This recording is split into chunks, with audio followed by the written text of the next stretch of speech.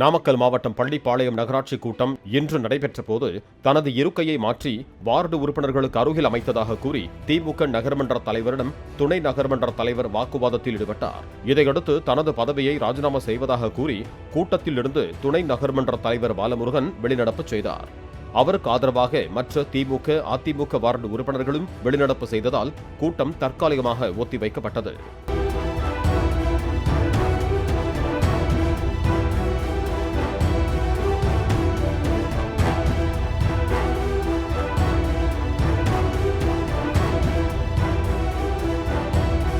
Play store மற்றும் app ஸ்டோரில் இருந்து பாலிமர் செயலியை QR கோடு மூலம் பதிவிறக்கம் செய்யுங்கள். செய்திகளை உடனுக்குடன் பெறுங்கள்.